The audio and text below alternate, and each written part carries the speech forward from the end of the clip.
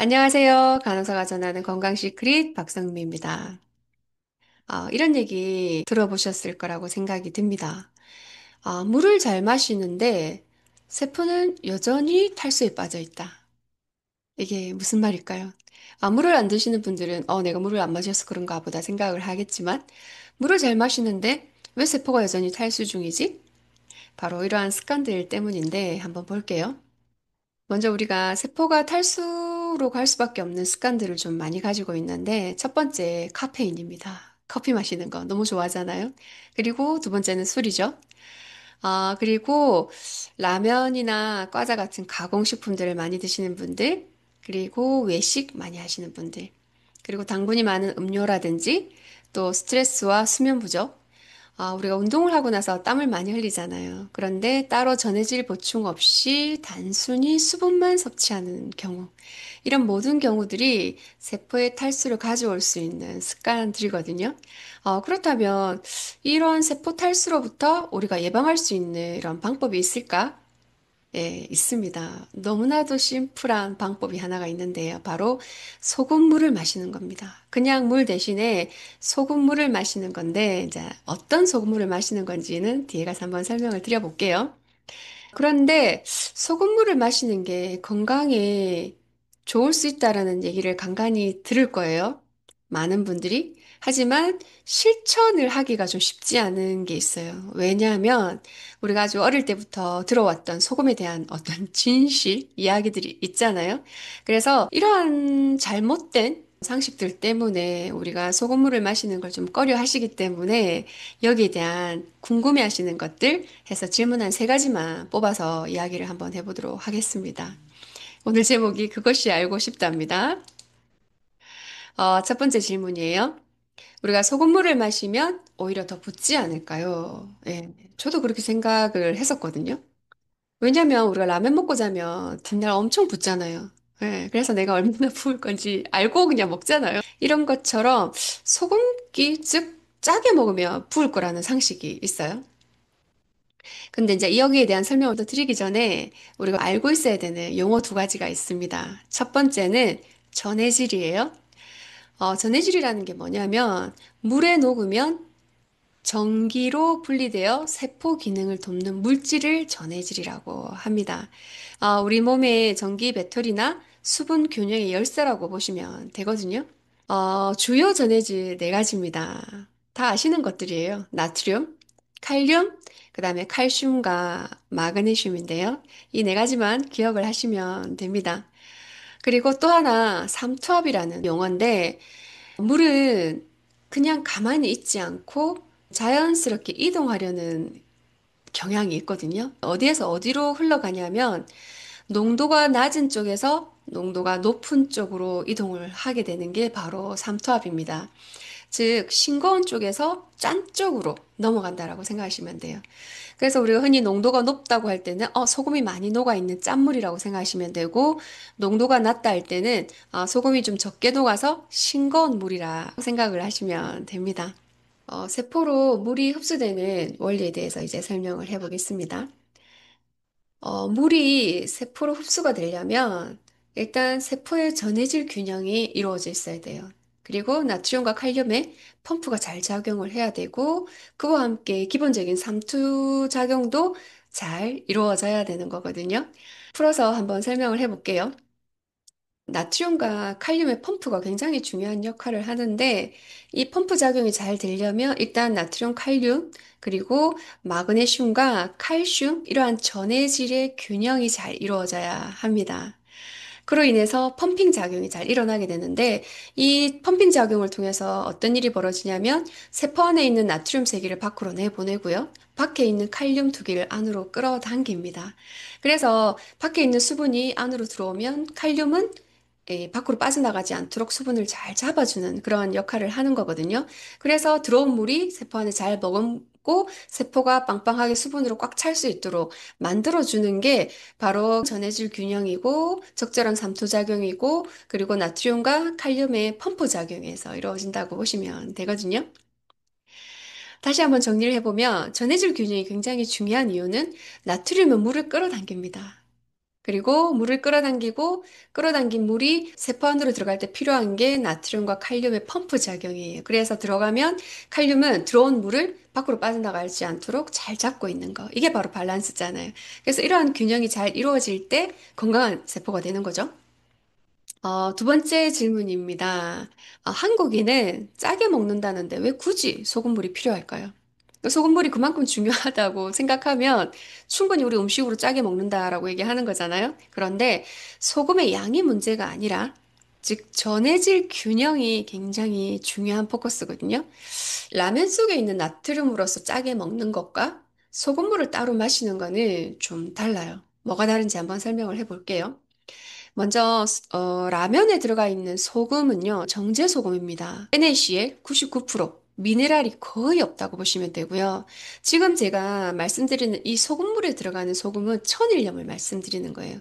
천일염 또는 히말라야 소금을 말씀드리는 건데, 여기에는 나트륨뿐만 아니라 미량이긴 하지만 칼륨이라든지 칼슘이라든지 마그네슘이 들어가 있습니다. 이게 이렇게 들어가 있는 천일염을 얘기를 하는 거거든요. 그래서 헷갈리시면 안 돼요. 라면과 같은 이런 가공식품이나 대량으로 음식을 만들어야 되는 식당에는 천일염보다는 거의 정제염을 쓴다고 보시면 돼요. 근데 그 이유는 세 가지가 있는데 첫 번째는 가격적인 면이겠죠. 가격이 훨씬 싸다는 거, 정제염이.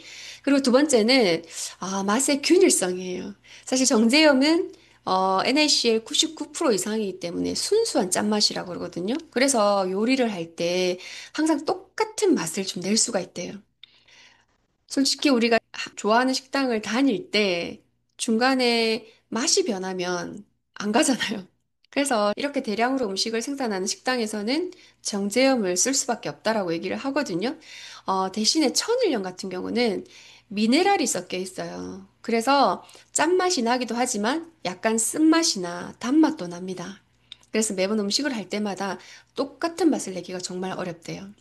그리고 마지막 세 번째는 정제염이 조리하는데 굉장히 편리하대요. 그 이유는 입자가 고르고 수분이 적어서 잘 녹고 잘 퍼진답니다. 근데 반대로 천일염은 입자가 굵고 수분 불순물이 있어가지고 녹는 속도, 염도 조절이 일정하지 않대요. 그래서 대량 조리할 때는 정제염을 쓸 수밖에 없다 그러거든요. 그래서 라면은 나트륨 폭탄이라고 보시면 됩니다. 그로 인해서 칼륨이 없기 때문에 부종이 발생할 수밖에 없어요. 제가 좀 전에 설명을 드렸잖아요. 나트륨과 칼륨의 균형을 이룰 때 일단 펌프 작용이 일어날 수가 있고요. 그 펌프 작용을 통해서 수분이 세포 안으로 들어가면 칼륨이 들어온 물을 잡고 있어야 된다고요. 그런데 라면에는 칼륨이 거의 없다고 보시면 돼요. 그래서 이 나트륨 때문에 주변에 있는, 조직 주변에 있는 이런 물만 끌어다가 이 세포 주변에 무슨 홍수처럼 만들어 놓는 거죠. 그래서 부종이 발생하는 거거든요. 근데 그와 반대로 세포는 안으로 물을 들어올 수가 없기 때문에 안에서는 바짝바짝 말라가는 거죠. 그래서 세포는 여전히 갈증 상태에 있다라고 설명을 드릴 수가 있습니다. 세 번째 질문입니다. 그러면 세포가 물을 흡수하지 못하면 단순히 어떤 부족 말고 어떤 문제가 또 생길 수 있나요? 궁금할 수 있잖아요. 사실 부종은 눈에 보이는 현상일 뿐이에요. 정말 중요한 본질은 세포의 에너지 저하입니다. 즉, 세포 탈수로 인해서 에너지 고갈로까지 이어질 수가 있거든요. 그로 인해서 집중력도 저하되고 두통이라든지 불안한 증세가 나타날 수가 있어요. 이럴 때 우리가 소금물, 따뜻한 소금물 한 잔을 먹어보면 가벼운 두통 같은 경우 좀 빠르게 완화되는 걸 경험할 수가 있거든요. 그리고 근육이 피로하고 경련이 자주 일어나는 경우. 회복도 잘 안 되고요. 위산 부족으로 소화도 잘 안 됩니다. 그리고 면역이 떨어지고 노화가 촉진이 된다는 게 핵심이에요. 그래서 단순히 눈에 보이는 부종뿐만 아니라 눈에 보이지 않는 세포 에너지 대사에 빨간불이 들어오기 때문에 천일염이 들어가 있는 전해질 밸런스가 잘 맞는 소금물을 마셔줘야 된다는 거죠. 그러면 소금을 어떻게 먹으면 좋을까요? 네, 소금물은 좀 따뜻하게 타서 드시는 게 좋아요.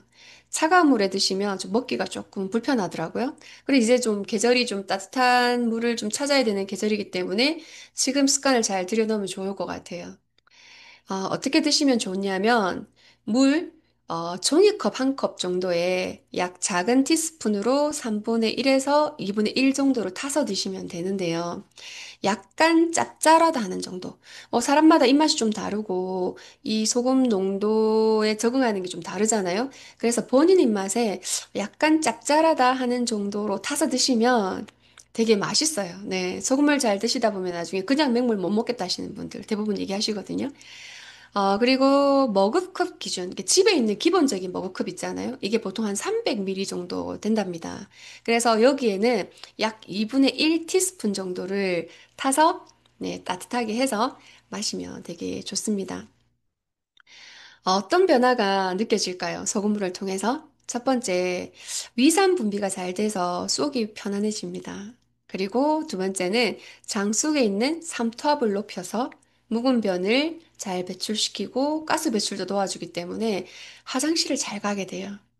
세 번째, 삼투작용으로 이 체내의 수분을 잡고 있게 돼요. 그래서 밤에 깨서 화장실을 가는 걸 횟수를 확연하게 줄여줍니다. 이거 정말 효과적이거든요. 소금물 잘 드셔보시면 이런 부분에서 되게 많이 편안해질 거예요. 그리고 마지막으로 네, 세포 에너지 대사를 활성화합니다. 소금물이 그로 인해서 다이어트에 굉장히 좋겠죠.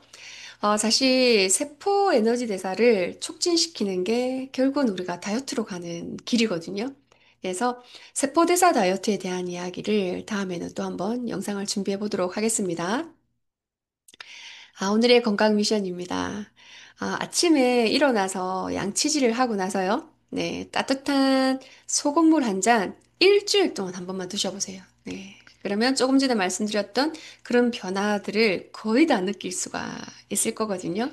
그러면서 일주일 정도 드시다 보면 습관이 되잖아요. 그러니까 매일 아침 일어나서 양치하고 나서 따뜻한 소금물 한 잔으로 세포를 탁 깨우는 그런 하루를 자, 시작해 보셨으면 좋겠습니다. 네, 오늘 영상은 여기까지고요. 구독하고 시청해 주시는 분들 감사드립니다. 좋아요, 구독은 사랑인 거 아시죠? 네. 저는 다음 영상으로 또 찾아뵙도록 하겠습니다. 감사합니다.